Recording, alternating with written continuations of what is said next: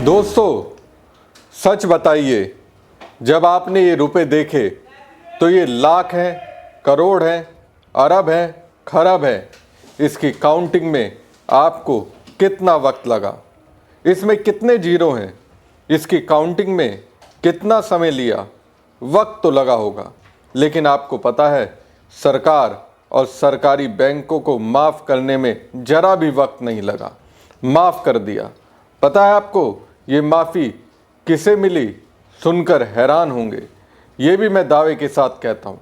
आपके जहन में ये तो बिल्कुल सवाल नहीं आया होगा किसी आम आदमी को माफ़ी मिली होगी। जहन में बिल्कुल ही नहीं आया होगा किसानों को माफ़ी मिली होगी।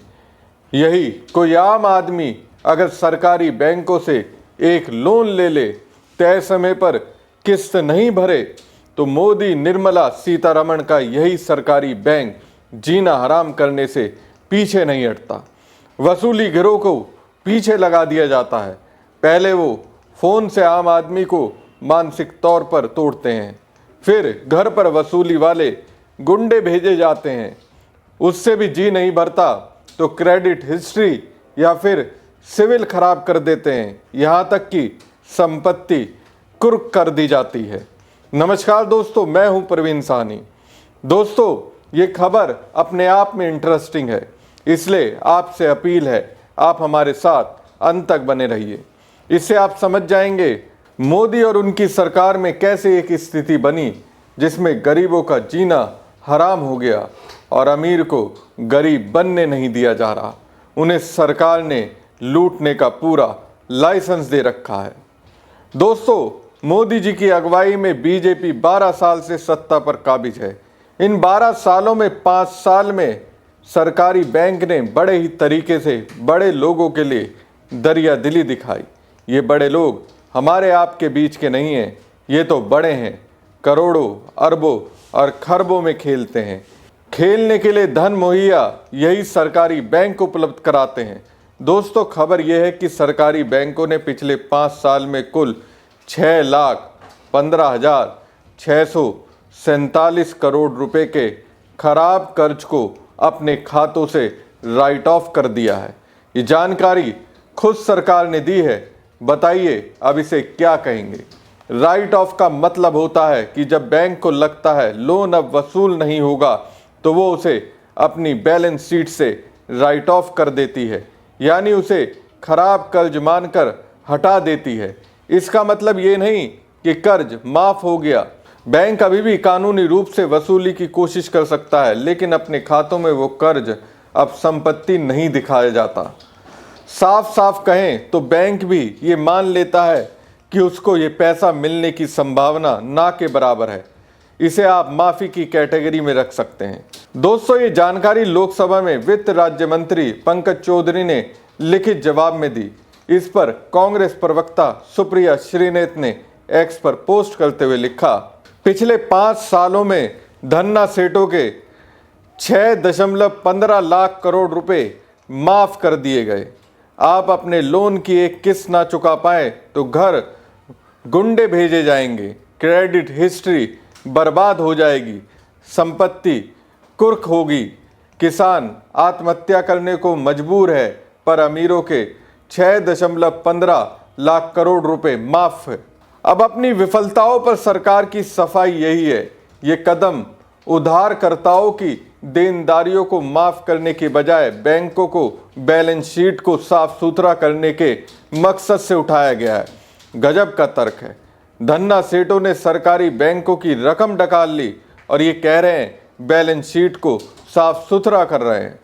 दोस्तों, आरबीआई के आंकड़ों के अनुसार पीएसयू बैंकों ने पिछले 5 वित्तीय वर्षों और वर्तमान वित्तीय वर्ष 30 सितंबर 2025 तक कुल 6.15 लाख करोड़ रुपए के ऋण राइट ऑफ कर दिए।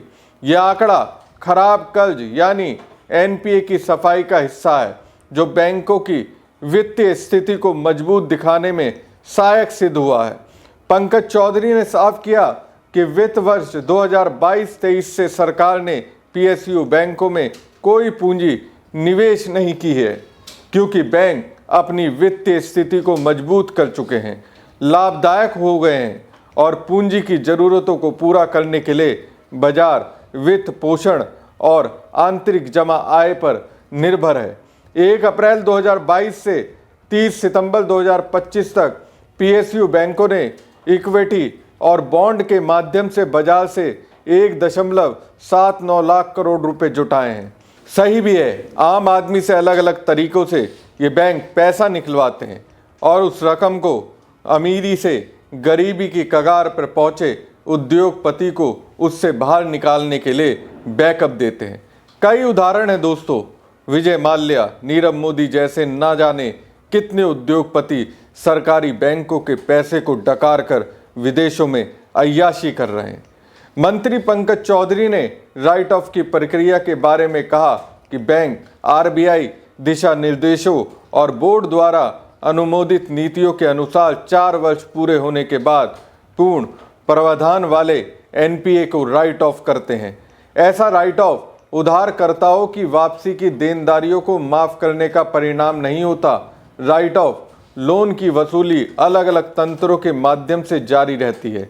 वित्त राज्य मंत्री ने एक अन्य उत्तर में बताया कि सितंबर 2025 तक पिछले 4.5 वर्षों में 5,43,291 धोखाधड़ी के मामले दर्ज किए गए, जिनकी राशि 3,588.22 करोड़ रुपए थी। इसमें से 238.83 करोड़ रुपए की वसूली हो चुकी है। सोचिए, 3,000 करोड़ रुपए से ज्यादा की धोखाधड़ी हुई, वसूली कितनी हुई? 238 करोड़ से ज्यादा रकम। सरकार कितनी एक्टिव है वो आप इससे समझ सकते हैं। सरकार दावा करती है कि देश में डिजिटल भुगतान लेन देन की बढ़ती संख्या के साथ साइबर और डिजिटल भुगतान धोखाधड़ी की घटनाएं भी बढ़ी हैं। सरकार और आरबीआई इसके खिलाफ सख्त कदम उठा रहे हैं। हालांकि उन्होंने ये नहीं बताया कि ये सख्त कदम किस तरीके का है और इसका लाभ किसी को मिलता भी है या सिर्फ दावे करने के लिए है। मुझे तो सरकार की ओर से राइट ऑफ की थ्योरी पर हंसी आती है। इसके साथ दिमाग में ये बात भी आती है, जनता में भी ढेर सारे ऐसे होंगे जो चाहते हैं सरकारी बैंक उन्हें भी राइट ऑफ कर दे ताकि मानसिक परेशानी से निजात मिले। ऐसे करोड़ों किसान होंगे जो चाहते हैं बैंक उन्हें भी राइट ऑफ कर दे। मेरा सवाल तो यही है कि जब ये सरकारी बैंक पूंजीपतियों को आर्थिक लूट की आज़ादी दे सकते हैं तो फिर जो देश के लिए जीते हैं मरते हैं उन्हीं किसानों को राइट ऑफ की सुविधा क्यों नहीं देते? लेकिन ये ऐसा नहीं करेंगे क्योंकि आम आदमी से लेकर किसानों को लूटना है, परेशान करना है, बेहाल करना है। हमारी खबर आपको कैसी लगी कमेंट बॉक्स में कमेंट करके जरूर बताएं। साथ ही पेज को ज़्यादा से ज़्यादा लाइक और शेयर कीजिएगा। धन्यवाद।